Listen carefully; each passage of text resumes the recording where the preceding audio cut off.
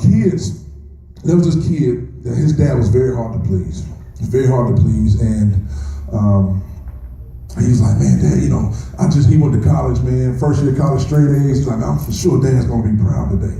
I'm for sure Dad's he's gonna love this. We did that. And so he called Dad, and he's like, Dad, guess what? First semester of college, I got straight A's. Guess what? I did it. He's like, hey, okay, son, I'm gonna hit you back. I'm busy right now. This is a true story. I just read this, and it said the guy committed suicide. He started doing drugs because he was stressed because he couldn't please his father. He couldn't get an approval. One phone call, one statement deterred the entire pattern of the man's life because Dad was too busy. I just want to encourage you today to find time to make yourself not too busy, okay? I'm done. I know that was kind of heavy, but it's the truth. And I want you guys to understand it's important. The next time that your baby girl comes to you with, hey, Daddy, and she get on your nerves, man, stop and listen, man. It'll change her life. It can change the course of her life. It can change, man. Be careful. Be careful how you lead. You are the motivator. Listen to this. I remember my granddad cutting the grass. My granddad, if anybody knows, he was like my dad at the time. He raised me. He was more present. And I remember him going outside cutting the grass. I don't know if you remember this, Mia. You were there. But I would be looking out the window and I'd see him. I'd be like, man, I want to cut the grass. He doing it, And he cut the grass, and I'm like, I need a lawnmower. So he bought me a lawnmower. I don't know if you remember this. I'm going somewhere. And this lawnmower, so before you know it, he cutting the grass, and I'm right behind him with my little lawnmower. Here's cutting grass, mine blowing bubbles, but that's a whole other story for another day. Y'all remember the little lawnmower used to blow bubbles? Mine's blowing, his is cutting grass. Mine is blowing bubbles, but you couldn't tell me I wasn't cutting no grass. You couldn't tell my grass, I just got a special one. It cut the grass and it got bubbles. Mine better than his. What you talking about? Come on. And it cut the grass. You ain't got to roll over it. It just cut it. We're just walking. Look, it's mine lawnmower. Leave it alone. But man, I was, what the influence, what he presented to me, what he exposed me to, it made me look up to him. That was my hero. I needed it. Imagine if Daddy was rolling blunts.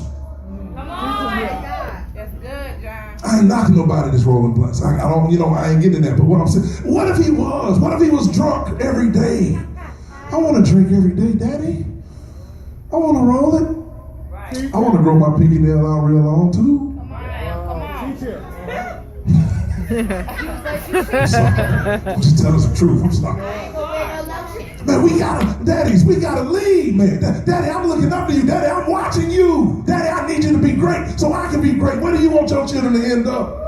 Look at the man. Come on, somebody. Daddy, I need you.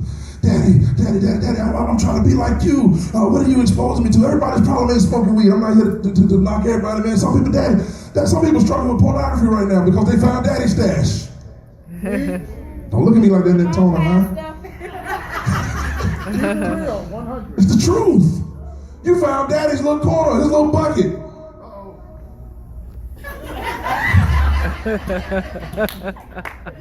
Everybody just look straight. They look Tupperware. The metal can.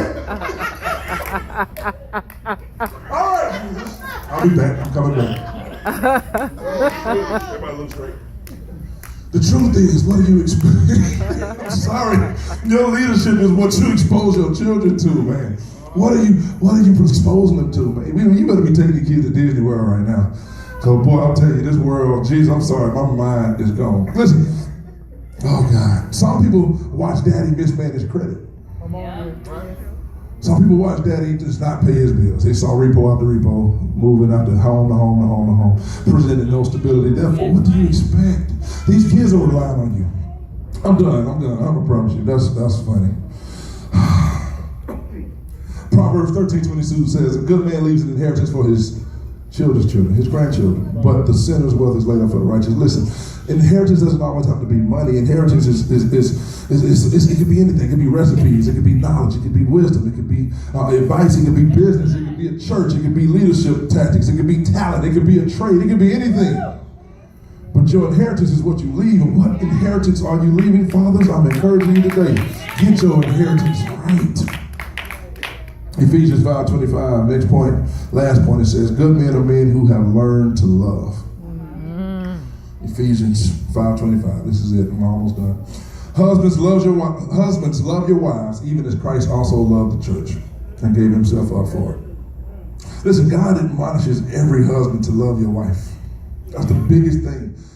This is a joke I want to tell, and I got an illustration and we out of here. But this guy said, why?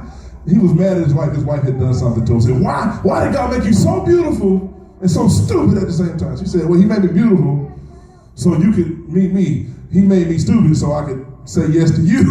It was so funny to me. I was like, dang, that sucks. She flipped that thing. Women, y'all got a gift at flipping everything back on us. Just want to make sure I give y'all the truth, my man. Y'all are wrong for that. That is not of God. Stop that mess. Let us be great, at least today. Listen, you must die of yourself that you can truly love your family. That means everything you like, if it don't line up with what God likes, you got to stop it, man. That's right. You got to begin to stop it. It may not happen overnight. You got to begin to go in the direction. George, if you don't mind, come up here. You got your son with you? He knocked out. Well, come on up here anyway.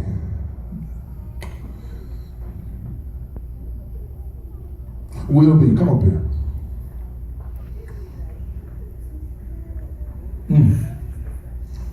Because I knocked out. See how they do me when I'm preaching? Just wrong, man. Oh, he woke My up. voice is soothing, I guess that's what it is. He up now. I want to ask you a question, George. I want you to answer it before the people. Hey. Spotlight, man.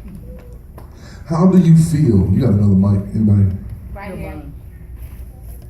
Front and center. There we go. Y'all can come up here too so they can see y'all. We'll get your sons. About your son. How do you feel about it right now, being a father to your son? I honestly feel like it's the greatest gift from God, the greatest blessing we can ask for. Anybody know George know he loves his son? I can tell you that. Yeah. He might not love nobody else.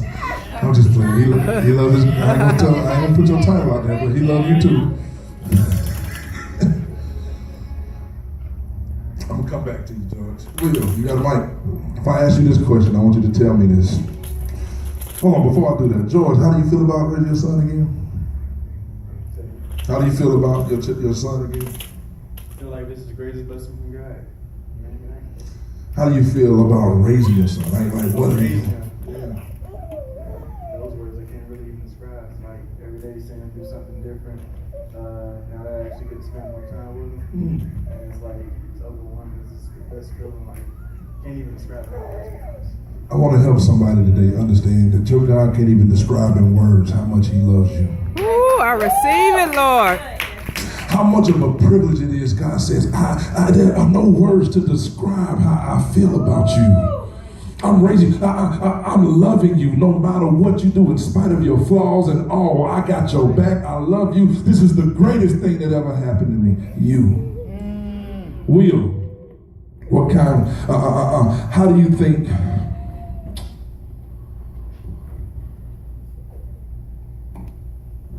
what kind of an outcome do you want for your two boys? I want to be able to provide a legacy enough to where they can have something to pass on to their kids.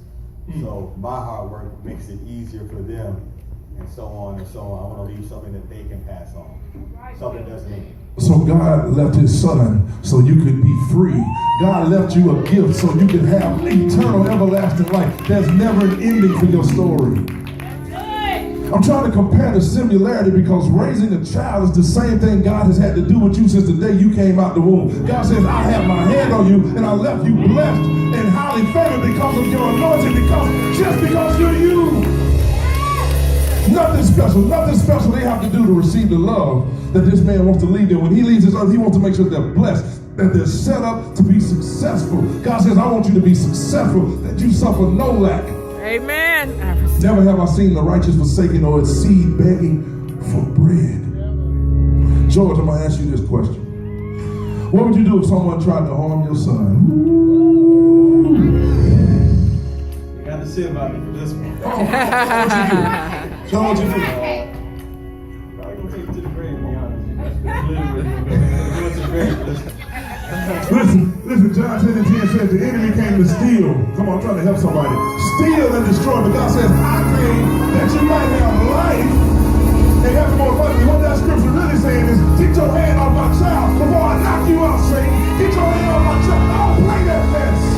You came to do something. I came that he has life. I refuse to see you take my child now. Because Father God says, no weapon formed against you shall be able to prosper. And any tongue that rises up against you shall be condemned. Look at somebody say, my daddy loves me. My daddy got my back. I don't care if my real daddy wasn't there. My God, my Father, Abba, he has my back.